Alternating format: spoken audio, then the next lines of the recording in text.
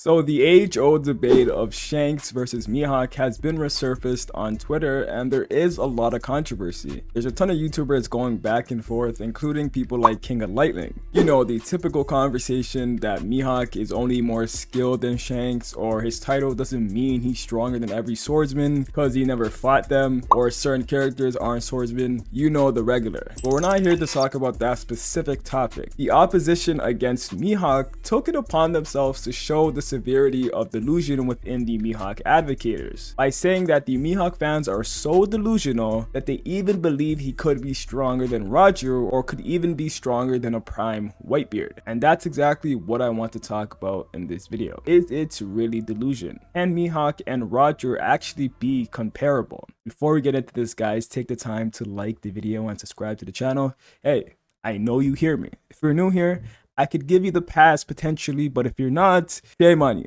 Just know I can see these things. Listeners, though, if you do, I would very much appreciate it. So I want to specify this is purely speculation, and that might actually be the reason why people cannot fathom this being a potential debate. Since the vast majority of power scalers in One Piece function off the premise of feats being the sole factor to power scaling, which doesn't make sense since One Piece is a story where a lot of characters' full power isn't shown, and Mihawk is one of them. The potential of these characters are limitless, so we truly never know how strong Oda will portray them in the future. But there's also something that's referred to as anti-feats. This is where you have feats that just make you look bad and are used to discredit a character's strength, and especially with a character like Roger, who fought against a prime Whitebeard, Garp in his prime, Rocks, to some regarded as the strongest character in One Piece. To a vast majority, Roger is a character who has the best feats in the series, or some of the best, and he's being compared to Mihawk, who arguably has some of the worst feats for a top tier, making it seem like that comparison would make someone be regarded as a delusional person. But does Mihawk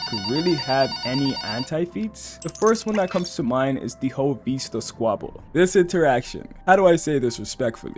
This scene, or this fight against Vista, makes people interpret it as Mihawk couldn't get past Vista, and that's how the catchphrase came to life. Get bro past Vista first. And people say this wholeheartedly knowing that Mihawk could get past Vista, but they got into a point where like they make themselves believe Vista is actually a challenge because the agenda is just that strong. But I do understand when people say they can't imagine other top tiers being held up by Vista, because that would just be kind of weird. Like some people have that crazy aura, like Roger for example, like no way Vista stopping him. Odin couldn't even stop that man. But we can obviously understand that both of these guys, including Vista, were holding back. It's safe to assume that the world's strongest swordsman has more to his arsenal than just swinging around his sword, because that's essentially the only thing that happened in this fight against Vista. Especially since we know what Zoro can do, say Mihawk was using all his power in this moment is kind of disingenuous. Another potential anti-feat was Jozu blocking Mihawk's slash, but we know swordsmen only cut what they intend to, and Mihawk intended to cut a Whitebeard who has human skin and that can easily be pierced by the likes of Squardo. It's within Mihawk's character to not really go all out, and we've seen him say this to Zoro. Why would he go all out hunting a rabbit? You know what's funny? Even in the latest chapter, something was said about hawks, I believe. A talented hawk always hides its claw. Now this isn't a direct reference to Mihawk, but Mihawk is Hawkeye, so like that's kind of like his epithet, and it does fit true to his character. Moral of the story, Mihawk is going to give a EOS, or end of series Zoro, his best fight of the series. He hasn't used a fraction of his power in the entirety of Marineford. The only contradictory is Mihawk saying he's not restraining himself against Luffy, and more specifically his sword holds no restraint. If you take that at face value, you might think Mihawk wasn't holding back with Yoru, but I think the statement gets contradicted or debunked simply for the fact that Zoro is alive. If Mihawk's sword held no restraint, Zoro would be dead in Baratier. Lastly, Mihawk testing the distance between them and Whitebeard. Some people use this as an anti-feat, but Mihawk was the first to notice Whitebeard's decline in power. It's kind of been implied that Mihawk has the power to sense someone's strength. Since Whitebeard was perceived to be the strongest guy in the world and equal to Roger, and obviously he wasn't at the given time, Mihawk wanted to test what current level he was, and he could sense that Whitebeard wasn't the same. Whether you want to spin this to say he thinks he's inferior, whatever. My goal in this video isn't to tell you that Mihawk is stronger than Roger. So now that we discussed discussed, Mihawk doesn't really have feats on par with Roger and doesn't necessarily have any anti-feats that make it impossible to be compared to Roger. Is there a world where Mihawk could be on Roger's level or even stronger? I think yes. That might sound blasphemous, but at the end of the day, it depends on how you view swordsman and who qualifies as one. Mihawk title obviously doesn't apply to Roger because he became the world's strongest swordsman after Roger died. Many people may argue his title wouldn't matter regardless since Roger is not the same type of swordsman Mihawk is, which doesn't make sense to me personally, and I made videos about this. This is the same logic that people use to place Shanks above Mihawk because Mihawk is a swordsman who relies on skill and finesse, while Shanks and Roger are probably swordsmen that just use it for fun and use it to channel their power and just use hockey. Whatever, we're not getting into that debate. But I'll say this, I respectfully disagree because if we look at Zoro, who's the embodiment of how a Mihawk type swordsman should fight, since you know he wants Mihawk's title, Zoro has gotten recent power-ups like Enma, which focuses on hockey control, which made him insanely strong on the rooftop against the Yonko, which gave him the biggest leap in power at that time. Then he learns the highest and most prestigious level of hockey to increase his strength. Mihawk, the man who trained Zoro, prioritized hockey and taught him that for the entire 2 years. As we're seeing, swordsman, specifically Zoro, is focused on hockey more than anything, and that's what's making him the strongest, and that's what's giving him the biggest leaps in power. It's safe to assume that Mihawk isn't lacking in the hockey and power department since we know the path that Zoro is taking mainly consists of that. Mihawk having Conqueror's hockey is pretty much guaranteed, not just because Zoro has it, but like if you consider someone who rivals Shanks and on the same level and being known as the world's strongest swordsman, I doubt he doesn't have the strongest ability we know that can be infused with the blade. I quote this panel every day at this point, but again, as Ridley said, the ones who made a name for themselves often have this ability. Mihawk is the world's strongest swordsman. So when we compare Roger and Mihawk, we're both swordsmen. Mihawk is said to be stronger than Shanks, or if you disagree, they are at least on the same level, and Shanks is a Yonko, a top tier with good level of betrayal and hockey. Shanks alone, many people would agree, would give Roger a good fight. Some would say Shanks is even stronger, which I heavily disagree, but some would imply that Shanks would at least be able to take Roger to a high difficulty fight. If you can assume that for Shanks, I think most of us would assume that for Mihawk as well. Now, both can use advanced Conqueror's hockey. Off these premises, we can safely come to the conclusion that this fight would be somewhat difficult for Roger, but Roger would probably still win. It's the conclusion that many of us would come to, because we believe that Roger would be overall more powerful, primarily because of his hockey, which is a safe assumption, but Mihawk has something that could potentially bridge the gap and make it closer.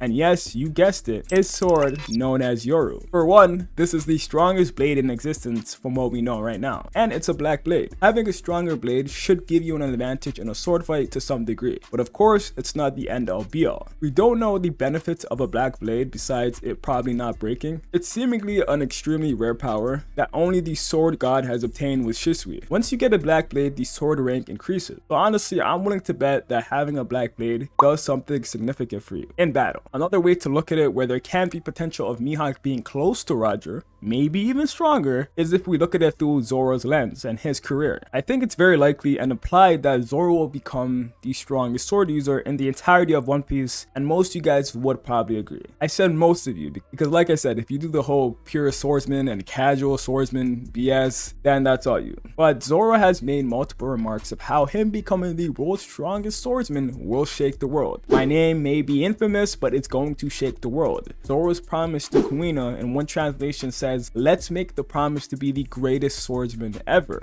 Zoro says he's gonna become such a great sword master that his name will even be known in the heavens. Roger is gonna be up in heaven hearing about this guy. Like, what are we talking about? Okay, not literally, but you know. Zoro is a part of the new generation. This generation is said to surpass every other to come and essentially be the strongest. Wouldn't it make sense that the strongest sword user comes from the strongest generation? If he's the strongest swordsman in this era, is it blasphemous to say a previous generation swordsman is weaker? Honestly, this is a common shonen trope that the main casts who have strength related goals become the strongest in their field when it's all said and done. But some people might be like, but hey, Zoro's not a part of the main cast, he's not a main character. Respectfully, I disagree. The show revolves around them, and it has been revolving around them for 90% of the series. It is likely that Zoro can be stronger than every swordsman just based off that. I bring up Zoro surpassing Roger because we obviously know Mihawk is the catalyst and the stepping stone for Zoro to reach his peak and become the strongest swordsman. And for Zoro to surpass every swordsman including Roger, wouldn't that have to make Mihawk at least relative to Roger, or at least on the same level? This isn't me saying Mihawk has to be stronger, but he at least has to be strong enough to elevate Zoro to become the strongest swordsman in history. So he would have to somewhat be comparable to Roger. Whether you think this makes him stronger than Roger, hey, it's all up to you. That's my take on Mihawk versus Roger. It's all speculation. Until we see everything to do with Mihawk and his full power, I know I'm still going to get comments raging and bitching saying Mihawk has shit feats compared to Roger, blah blah blah. There's some kids out there that'll tell you Mihawk is warlord level. Doflamingo takes him to an extreme diff fight. Like, bro, like, you guys don't even read the series properly. Like, you're reading just the power skill. Like, why would that ever make sense? Like, what bro? I'm leaving, guys. Have a good day.